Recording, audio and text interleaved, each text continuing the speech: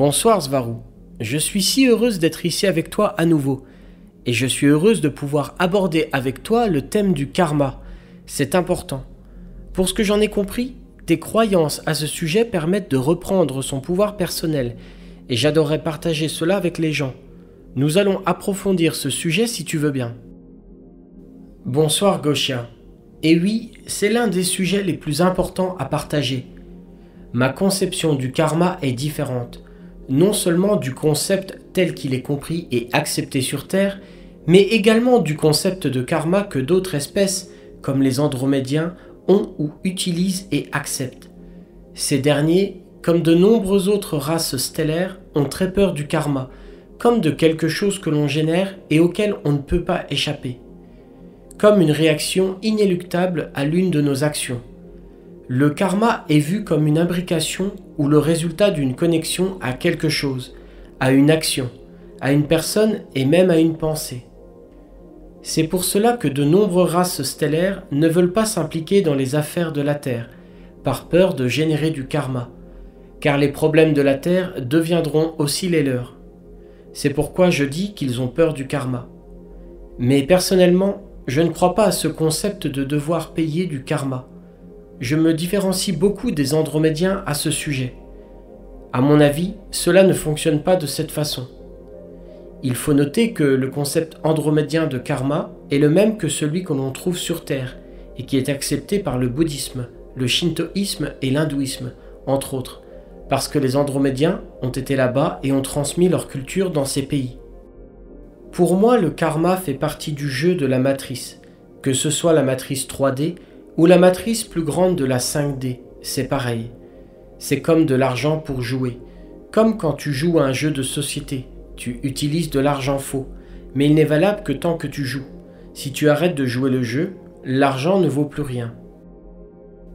Je pense la même chose, j'ai toujours ressenti la même chose moi aussi. Depuis ma perspective élargie, c'est-à-dire depuis notre propre matrice, une matrice plus grande que la matrice 3D, parce qu'elle englobe d'innombrables planètes, mais reste aussi une matrice, le karma fait partie des accords de limitation ou des caractéristiques de la matrice primordiale.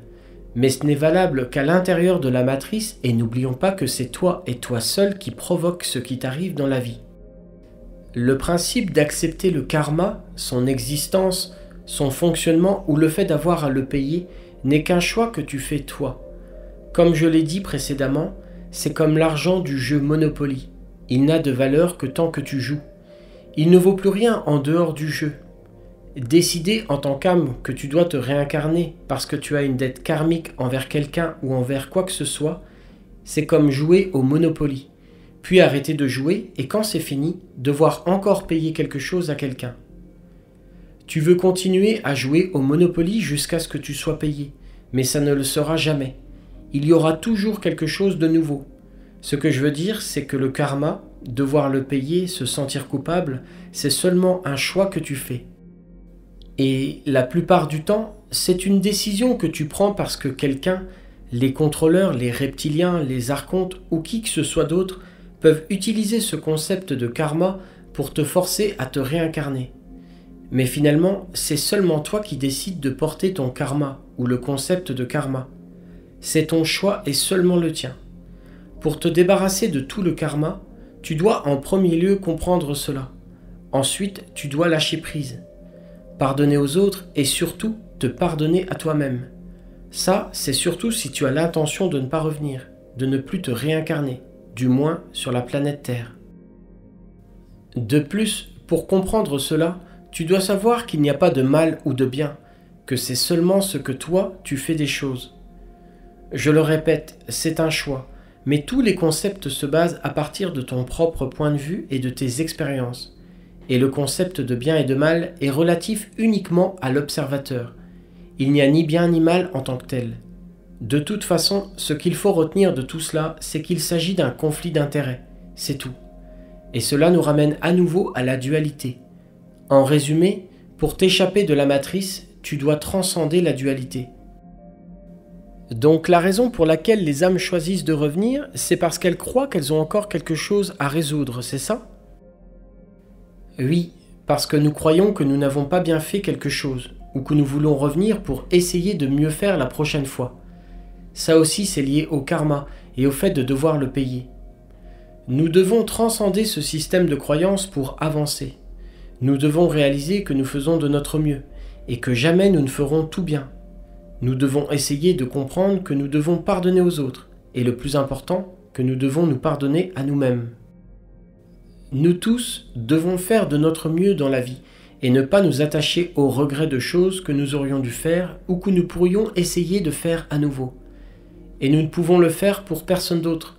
C'est un processus individuel. Tu peux inspirer, tu peux servir d'exemple à suivre, mais chaque conscience, chaque personne doit faire ce travail par elle-même au sein de la matrice 3D. Sinon, elle reviendra. Parlons maintenant de situations comme par exemple celle d'un enfant de 3 ans qui meurt en zone de guerre. Est-ce qu'il s'est mis dans cette situation parce qu'il croyait qu'il devait payer ou expérimenter quelque chose ? Cet enfant réel de 3 ans qui a été tué dans une zone de guerre par les mains d'un soldat ennemi, puisque l'existence est bien plus qu'une simple vie en 3D, comme disent les matérialistes, cet enfant n'est pas innocent, si l'on tient compte de la façon dont les choses ont tendance à fonctionner, en termes de culpabilité et de perception du karma. Cet enfant a probablement été un soldat dans une vie passée, et il ne supporte pas la culpabilité d'avoir tué des enfants, à tel point qu'il doit revenir pour le payer. C'est ça le concept auquel les âmes adhèrent, mais nous devons l'arrêter car ça ne fait que perpétuer la souffrance. Comprendre que tu dois lâcher prise sur ton vécu te libérera du karma. Tu es la seule personne qui peut t'imposer du karma ou n'importe quoi d'autre sur toi. Personne ne te punit et personne ne te juge. Il n'y a que toi. Mais il n'y a pas de juge plus intraitable que toi-même. La roue du karma, c'est un gros piège mental. Comme je l'ai dit, le karma c'est comme de l'argent faux ou de l'argent pour jouer. Comme quand tu paies en jouant au Monopoly. Cet argent, karma, n'est valable que dans le jeu, la vie incarnée. Tu dois ne payer du karma que tant que tu joues à ce jeu. Donc lâche prise sur ce jeu. Exactement, c'est aussi ce que je ressens. Le karma n'existe pas. C'est seulement une des règles à l'intérieur du jeu. Oui, et cette règle du jeu a été détournée pour te faire revenir. Donc cet enfant qui est revenu et qui a peut-être été un soldat dans le passé, cette partie pourrait être vraie. Mais revenir en tant qu'enfant affamé, c'est arrivé ainsi parce qu'il était convaincu qu'il devait le faire, c'est ça ? Exactement. Et une fois que tu as réalisé cela, tu n'as plus rien à payer. Je me demande pourquoi les Andromédiens croient encore en ce type de karma. Croire par exemple que vous, les Taïgésiens, devez être ici, entre autres raisons pour payer quelque chose qui fait partie du passé. Beaucoup de races croient encore au vieux concept de karma, et ces concepts ont été importés sur Terre par des personnes 5D principalement en Extrême-Orient. Les Andromédiens doivent aussi changer ces vieux concepts dans leur propre intérêt, et le faire aujourd'hui. Le concept d'une force négative, d'un piège, d'une figure archontique, t'attendant de l'autre côté de la mort et t'empêchant de quitter la terre afin de te faire revenir et te réincarner, voici mon avis là-dessus. Chaque personne est remplie d'idées que la matrice et la vie dans cette matrice leur ont imposées. Toute la culpabilité, toutes les choses que vous pensez devoir payer, tout cela c'est la matrice. Parce que les gens sont la matrice. De ce fait, il y a encore de la matrice de l'autre côté de la mort, parce que les gens l'emportent avec leur conscience en mourant. Donc, je ne vois pas la nécessité de tendre un piège ou d'installer des forces policières là-bas pour éviter que les âmes ne s'échappent, parce que chaque âme prendra tous les concepts nécessaires pour provoquer sa propre réincarnation. Elles sont contrôlées mentalement, puis elles emportent ce contrôle mental de l'autre côté. Je ne vois aucun réseau, aucune force archonte imposant quoi que ce soit aux âmes, parce qu'ils ne peuvent pas le faire. Cela va à l'encontre de la loi fondamentale du libre arbitre, et ils peuvent s'en passer, car si les personnes qui meurent ont subi un lavage de cerveau, elles voudront ensuite revenir. Ils n'ont besoin de rien de plus que ce même lavage de cerveau qu'ils ont toujours pratiqué. Ok, tout cela fait sens, oui. Si tu prends la loi d'attraction, tu noteras qu'une personne qui vit une vie horrible pleine de tristesse et de souffrance, comme un enfant qui vit dans la misère, en partant du principe que c'est une personne réelle, ne verra que des choses horribles autour de lui. De cette façon, il attirera à lui encore plus de ces choses-là. Cela arrive également dans des vies qui ne sont pas aussi dramatiques. Si tu as moins de 50% de vie heureuse, donc 48% de bien dans ta vie, la proportion de mal est plus grande. Donc tu en attireras encore plus pour toi. C'est ça le piège. Je comprends. Et pourquoi cet enfant qui vit dans la misère a souhaité y naître, sachant que c'est ce qu'il allait voir et recréer? Il s'est probablement obligé à revenir parce qu'il pensait qu'il avait beaucoup à payer, qu'il avait commis beaucoup de mauvaises actions dans ses vies passées. Tout cela doit s'arrêter, et je le dis sérieusement. Libérez-vous. Excellent, merci. Nous ferons de notre mieux, Svaro. J'ai quelques questions maintenant. De rien. D'accord, allons-y. Tu as dit que d'autres races comme les Andromédiens avaient peur du karma, qu'ils le respectaient comme une loi, etc. Et tu as dit qu'ils ne devraient pas, car c'est comme l'argent du Monopoly, qui ne vaut rien en dehors du jeu. Cependant, nous autres, y compris toi qui es dans une matrice plus grande, nous sommes toujours dans le jeu, n'est-ce pas? Nous n'avons pas fini. Donc tant que nous sommes ici, y compris dans la matrice 5D, les règles sont toujours valables. Et donc le karma aussi. C'est bien ça? Oui, elles sont toujours valables. Cependant, là, tu exprimes cet avis valable sur le karma vu depuis l'intérieur du jeu. Mais le concept de karma que je t'ai exprimé plus haut est un concept provenant de notre soi de dimension supérieure, comme si nous regardions la matrice primordiale depuis en haut. Le karma vu comme un problème pour la réincarnation et qui continue en dehors de la matrice. Je veux dire que c'était un concept élargi du karma, vu presque depuis la source. Cependant, même en étant à l'intérieur du jeu, tu as aussi ton mot à dire sur le karma. Tu as le pouvoir de choisir. On peut donc choisir tout en étant dans le jeu? Ce n'est pas une loi figée, et tu n'as pas besoin de mourir ou d'être dans les plans supérieurs pour accéder au pouvoir de choisir. Comme par exemple, choisir de ne pas porter le poids du karma juste parce que tu es encore dans le jeu. Toi, pendant que tu vis, tu peux décider que trop c'est trop, il y en a marre, et tu décides de dissoudre ton karma. Est-ce que c'est lorsque tu refuses de subir ton karma et que tu le dissous que tu arrêtes de te réincarner et que tu vas dans d'autres dimensions? Je dirais que c'est la raison principale pour arrêter de se réincarner, parce que c'est connecté à de nombreuses choses que l'on doit faire et comprendre pour effacer et dissoudre le karma efficacement. Et je veux dire que pour dissoudre réellement le karma, tu dois réaliser un important travail spirituel, un travail sur tes parts d'ombre, afin de transcender la dualité pour toi-même. Et ce travail doit être fait depuis ce côté, pendant que tu es incarné. Arrêter de se réincarner sur la Terre? Ou arrêter de se réincarner en général, y compris dans la 5D? Les deux, mais principalement se réincarner sur Terre, car ici le karma est utilisé comme une arme pour convaincre et forcer les gens à se réincarner, en leur disant qu'ils ont beaucoup à payer. Pourquoi doit-on faire cela lorsqu'on est incarné? Parce qu'il y a trop de distractions de l'autre côté.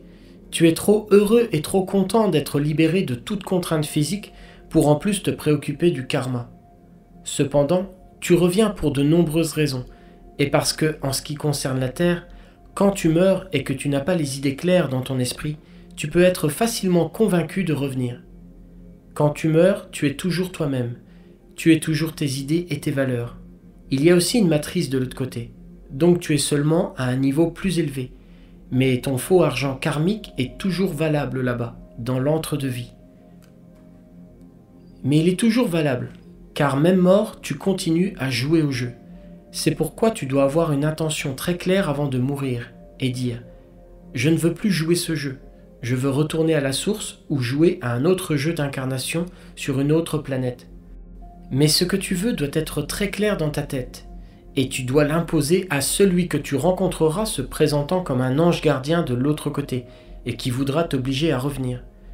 Tu dois déclarer que tu es la source, que tu n'acceptes pas le karma et que tu n'auras jamais à le payer, que tu es libre parce que tu es la source et que tu as ton libre arbitre. et là tu seras libre. Quand tu arrives dans l'entre-deux-vie après une incarnation, tu es plein d'idées et de valeurs de la matrice qui te limitent encore ou qui pourraient te limiter. Seules les idées te limitent, et quand tu meurs, tu possèdes encore tes idées. Tu es encore un ego, avant de te libérer et devenir un je suis. Libère-toi quand tu es incarné, et tu seras éternellement libre. Et le but du jeu est de trouver le chemin du retour à la maison malgré les limitations. Si tu as encore une idée qui sent la dualité, c'est que tu es encore dans la matrice, que tu es du côté incarné.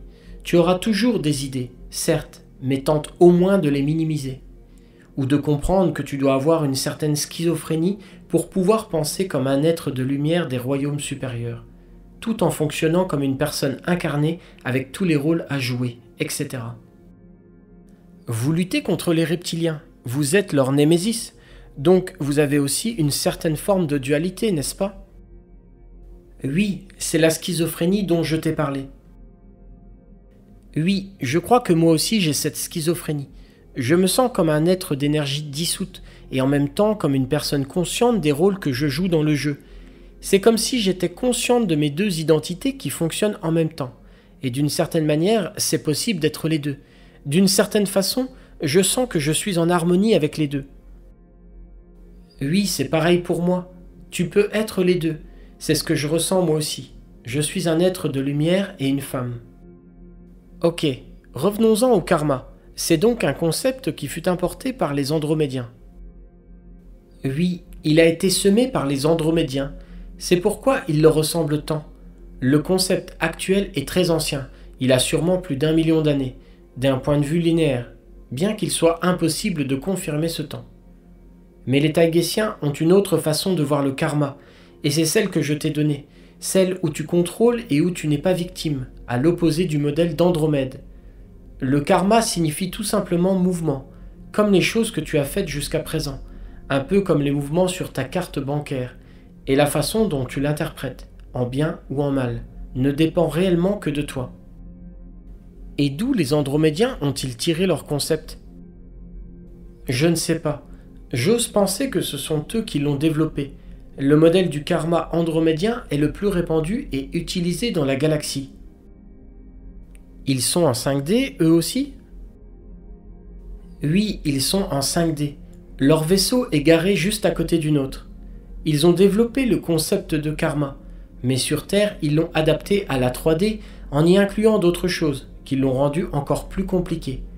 Des choses comme le karma individuel, le karma familial, le karma régional, le karma national, le karma mondial ou planétaire, mais aussi un karma Katansya qui est très sévère, et les karmas Kamaduro et karma Saya. Ce sont des concepts terrestres qui ont été ajoutés au modèle andromédien. C'est comme l'étude de la Bible. Tu peux consacrer toute une vie à étudier le thème du karma. Mais au final, cela ne fait que compliquer les choses avec cette tendance humaine à vouloir tout contrôler pour essayer de comprendre. Cela complique tout et empêche d'expliquer le vrai concept. Cela fait partie du matérialisme, comme une stratégie de pensée. Sur Taïgéta, nous voyons le karma comme quelque chose de beaucoup plus simple. Ce sont les pensées, les concepts et les attachements que nous pouvons générer et porter dans notre prochaine incarnation. Ok, donc ces concepts comme le karma familial, le karma régional, etc., tu veux dire que ce sont des constructions et des complications de la Terre, et qu'en tant que tels, ils n'existent pas. Oui, quoique les Andromédiens ont quelque chose de similaire, plus comme un karma élargi, en raison de leurs accords et attachements familiaux. Mais les concepts que j'ai décrits précédemment sont humains et terrestres, et je ne dirais pas qu'ils n'existent pas. Je dirais qu'ils doivent être revisités, car ils sont vieux et ne sont plus d'actualité. Personnellement, je crois que ces concepts existent seulement parce que ceux qui les utilisent les prennent au sérieux. Ils existent pour ces gens-là. Dire que quelque chose est vieux et obsolète implique que les concepts sont en mouvement pour toi. Il n'y a pas de constante en ce qui concerne les concepts? Oui, tout à fait. Tout change, tout est dynamique. L'unique constante, c'est le changement. Mais je veux dire par là qu'au fur et à mesure de notre évolution, nous nous sommes assis, pour ainsi dire, et avons analysé ce que nous pouvions encore inclure dans notre cosmovision, après des milliers d'années d'incarnation et de réincarnation. Donc le nouveau concept est notre conclusion. En résumé, vous portez le karma parce que vous choisissez de le porter. Alors laissez-le partir. Tu as dit auparavant que le concept de karma est beaucoup plus simple pour toi, que ce sont les pensées et les attachements que l'on porte, comme les mouvements d'une carte de crédit. Peux-tu nous en dire plus là-dessus ? Imagine que pendant que tu chemines dans ta vie, tout ce que tu fais et même tout ce que tu penses est écrit.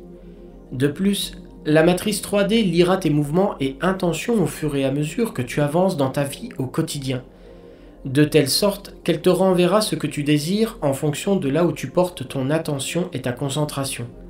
C'est ça les mouvements, tes actions, tes décisions.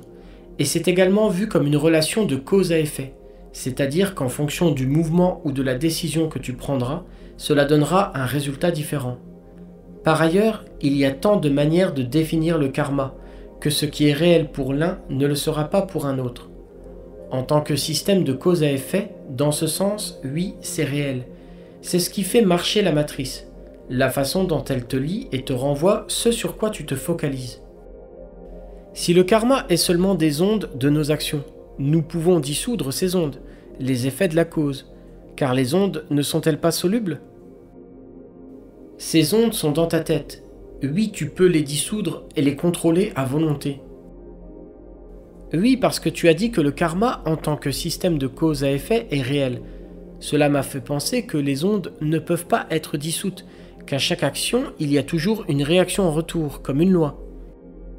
Ok, c'est vrai, mais l'univers lui-même a été fait par qui ? Moi ? Par toi pour que tu puisses changer les règles, même depuis la 3D. Alors comment je change les ondes ? Par l'intention, c'est suffisant ? Comment ? En te faisant croire une autre croyance, une autre règle pour remplacer l'ancienne. Par exemple, est-ce que tu connais l'homme de glace ? Non ? Cet homme a changé complètement les règles de sa réalité et il enseigne aux autres comment faire de même.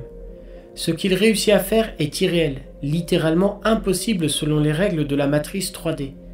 Cet homme a grimpé jusqu'au sommet de l'Everest en short et sans t-shirt. Il a aussi marché dans le désert de Mojave sans eau, et il n'a même pas été fatigué.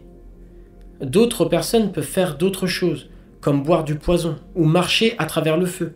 Il est courant de voir des personnes soulever une voiture entière parce qu'elles devaient absolument le faire. Ce que j'essaie de transmettre ici est très réel. Tu peux changer ta réalité et te transformer en maître de la matière, du temps et de la pensée. D'abord, prends conscience de toutes ces idées limitantes, en les comprenant bien, et ensuite avance pas à pas pour surmonter le problème, petit à petit. J'aimerais poser une question sur les personnes et les cultures qui n'ont pas le concept de karma. Quand j'étais jeune, en tant que catholique, nous n'en avions jamais entendu parler. On nous disait que nous irions directement au ciel si nous étions gentils. Or, vu que nos croyances génèrent la réalité, était-ce le cas ? Est-ce que nous ne sommes jamais réincarnés vu que nous n'avions pas le concept de karma ? Les gens de ces traditions vont-ils directement à la source ou en dehors de la roue karmique ? Les catholiques ont le concept du péché, qui est comparable au karma. Oui, j'étais en train de penser exactement à ça, le péché. Le problème de la réincarnation, c'est que ça a été un concept accepté par l'Église catholique jusqu'au Moyen-Âge. Puis le Vatican décida d'éliminer le concept car les gens qui étaient exploités par l'Église elle-même se suicidaient en masse. Cet amendement sur la réincarnation est arrivé entre l'an 850 et 900 après Jésus-Christ. Quand ils meurent, les gens vont à l'endroit qui correspond à leur fréquence et à leur niveau de conscience. Donc oui, ce en quoi ils croient, ils le verront à leur mort. Mais c'est parce que plus on monte dans les densités, plus il est facile de manifester les choses. Ainsi, la matrice elle-même et l'effet miroir répondront automatiquement aux attentes des gens quand ils meurent. Ils manifesteront leur propre réalité post-mortem.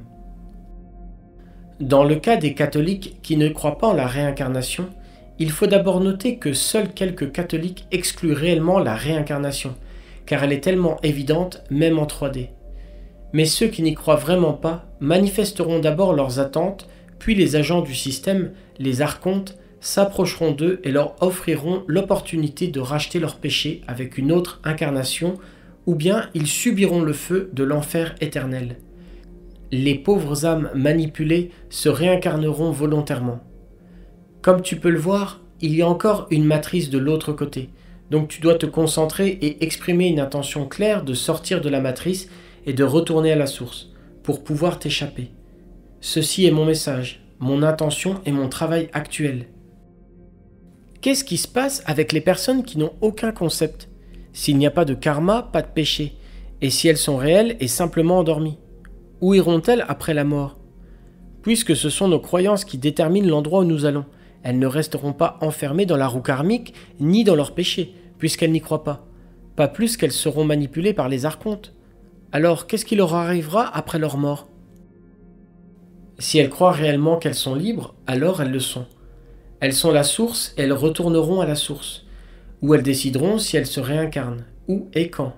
Et oui, elles sont libres.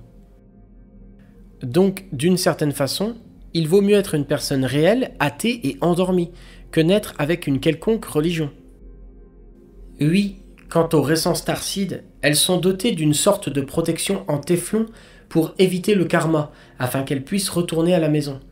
Lorsqu'elles meurent, elles peuvent choisir de se réveiller de leur sommeil d'immersion en 5D, si elles sont dans un caisson d'immersion, ou de retourner à la source. C'est ton choix et le tien uniquement. Tu dois toujours être libre. De toute façon, même si tu choisis la source, ton autre toi 5D dans ton caisson d'immersion se réveillera quand même, car les lignes de temps se croisent tout le temps. Tu retourneras donc à la source et tu te réveilleras dans ton caisson en même temps. Ce n'est pas l'un ou l'autre. Oh waouh, c'est tellement intéressant, et peut-être le thème d'une autre discussion, l'immersion des starseeds. Oui, ce que j'essaie réellement de transmettre aujourd'hui avec le karma, c'est stopper ce jeu, rentrez à la maison, ou du moins incarnez-vous comme quelqu'un de différent sur une autre planète, et ne refaites pas la même chose encore et encore. Une vie 100% parfaite, ce n'est pas possible, c'est un piège, on ne peut jamais tout faire correctement. Rentrez chez vous. Lâchez prise, pardonnez aux autres et surtout, pardonnez-vous à vous-même. Et je le dis très sérieusement. Merci Svaru. Désormais nous ferons de notre mieux depuis ici. Merci Gosha.